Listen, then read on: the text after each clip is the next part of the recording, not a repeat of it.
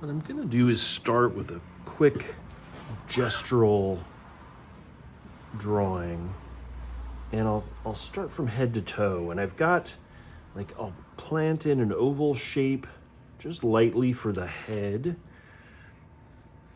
maybe like that, and the shoulders are flared out like this. The arm juts down. We have the hands kind of forming a interlocking series of kind of rectangular overall shapes. The forearm, and then the elbow juts up, and then the legs come down. So I'm kind of just feeling my way around the figure. Hands, the knee, and then plants it down here, the foot, with the kind of overall rectangular shape of the foot. So this is probably a good way of gesturally, just roughly indicating the figure. And then we can go in and let's start to get more specific. We know if the head has kind of an axis to it, there's a tilt to the head. Let's go from top to bottom. And something like that. And the head, if we kind of drew it, the top part of the cranium is kind of an oval and then sweeps around and narrows down to the chin. This is probably a good way to kind of give a rough indication of that. So we're getting a kind of an overall shape of the skull. And if we kind of separated the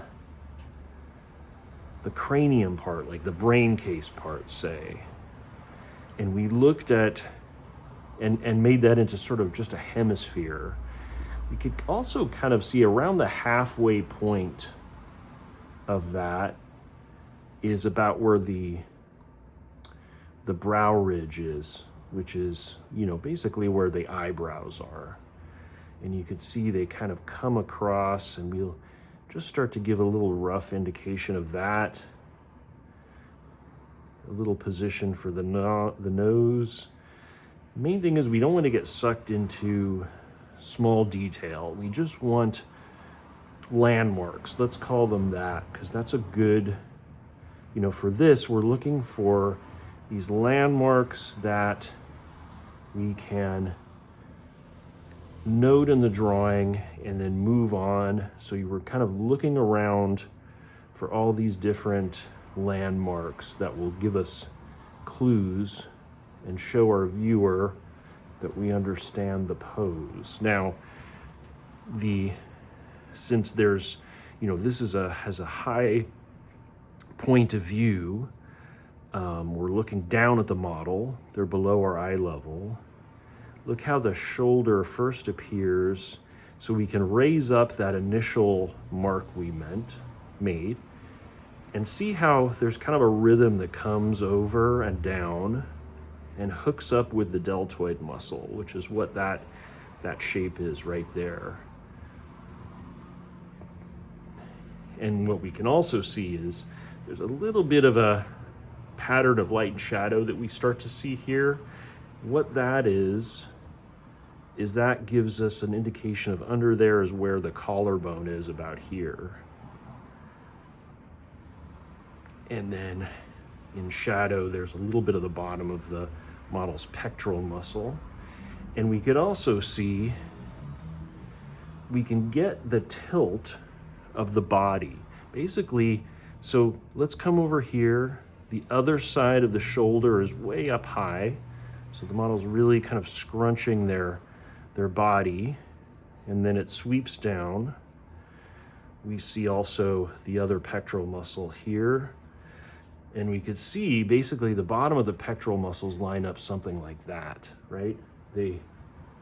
Which helps us see the kind of torsion in the pose, where Here's the bottom of the other pectoral muscle. We also could see that, importantly, the sternum, right?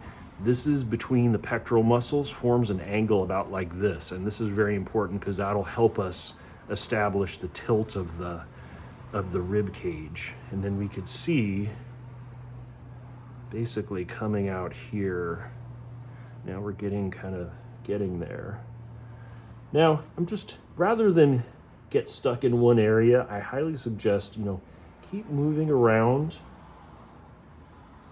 If you get bored of one area, kind of move on to another and make pull out little details, just enough to kind of flesh out an area and then move around. Now let's go down to the hips and the arms. So we've got, that is, as I mentioned, let's follow this through. There's the deltoid muscle, which is, you can see from pretty much any side of the figure that you're seeing, that you see the arms. The forearm comes down to the elbow. And that's why you could see how important it is to get that initial really loose, almost casual gesture in, because then you're slowing down and you're able to get these, these smaller areas and make corrections by just getting a little bit darker with the pencil as you're working with it. So now we can see, let's go over to the other side. We've got the pectoral muscle here next to that, the ear. The back of the arm kind of tweaks in. Like if we followed a line down, it would form an angle about like this. On the side of the model's head there. And we could see that the bicep, the model's bicep, flares down here. And we can see there's a nice rhythm that comes up of this curve. And if you can kind of ease up on the line and then follow through on the back side of the arm, so there's a nice kind of rhythm we're getting there. And then the forearm bends forward. Let's see, now let's come back in.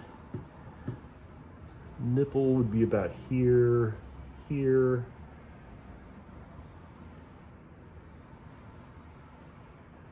And the lower part of the torso really pulls in quite a lot there, and then comes across.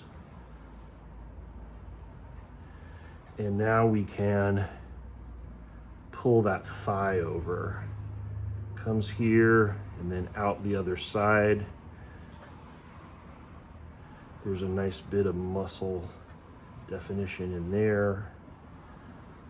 We can come in here. Now we're getting to the hands, the tricky part. So we'll keep moving through.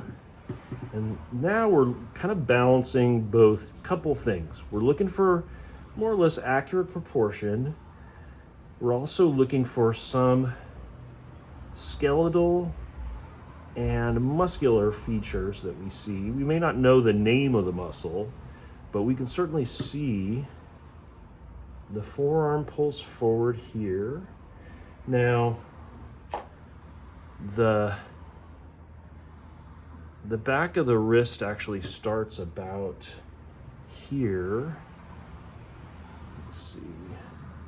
Let's make some adjustments here.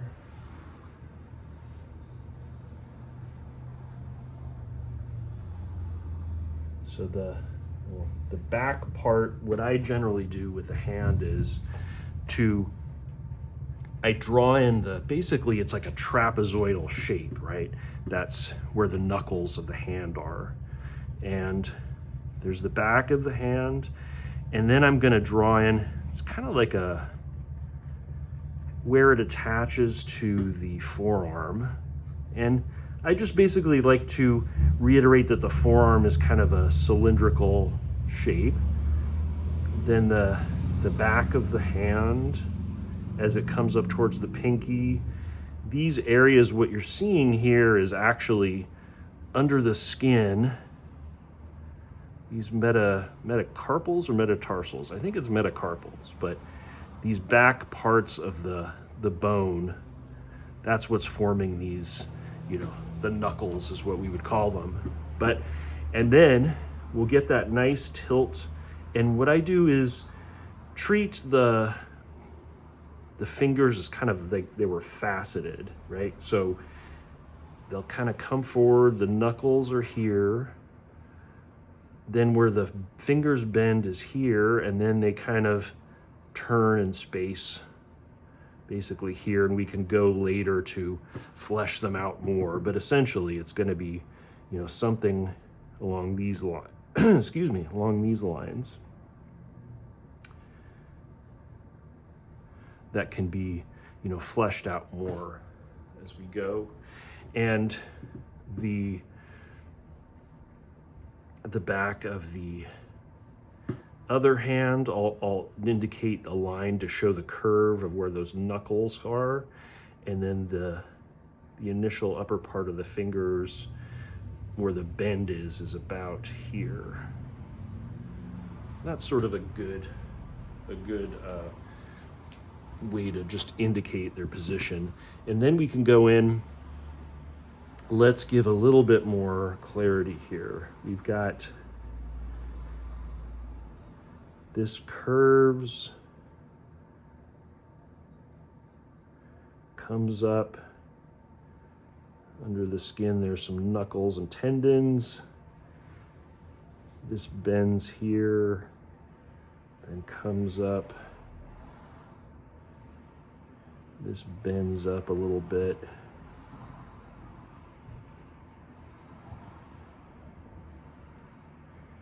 And this comes up. So it's maybe a little shorter than what I had there. Now, let's go, and these fingers come down about here.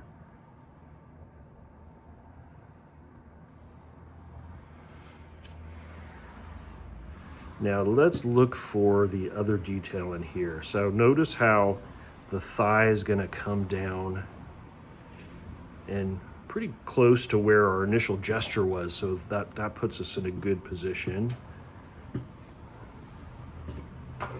And then we will notice that just past here we see the other side. It comes out a little further than I initially had it of the model's thigh,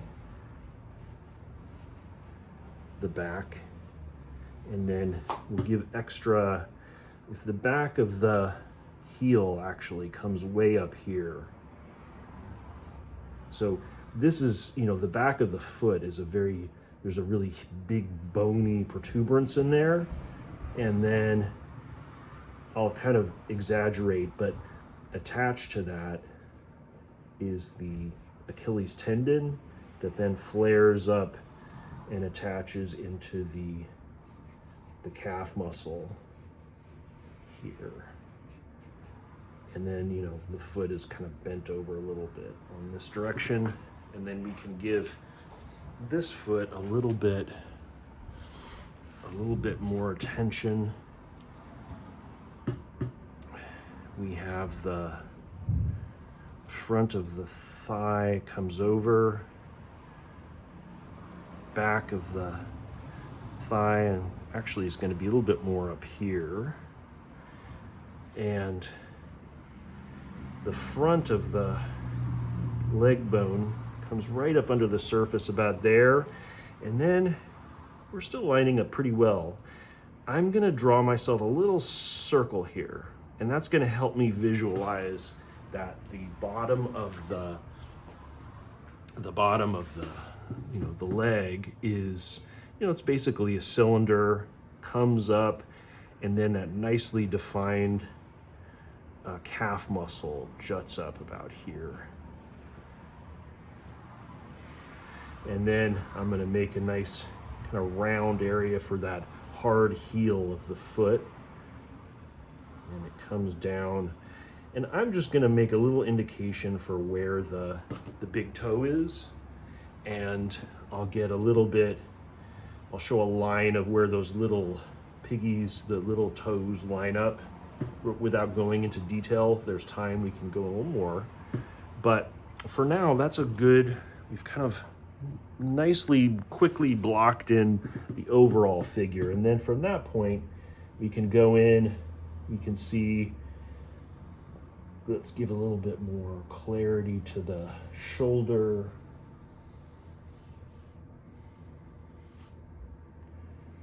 And we'll exaggerate and emphasize some of the rhythm in the body. And also let's give a little bit more recognition to the face. And if there's time, can always flesh out with more detail, but I'll just sharpen a few of the lines here that will help us, help our viewer understand the pose and some of the specific details of the body of the model. Now, I always, wherever there's a skeletal landmark, and the back of the head is definitely that, because it's one of those areas where the skull comes right up under the skin. So even when, in this case, the skull is visible, but even when there's hair, it's good to give a little notation, a little emphasis, just so the viewer has an idea of where that we're dealing with structure underneath the hair when it's visible.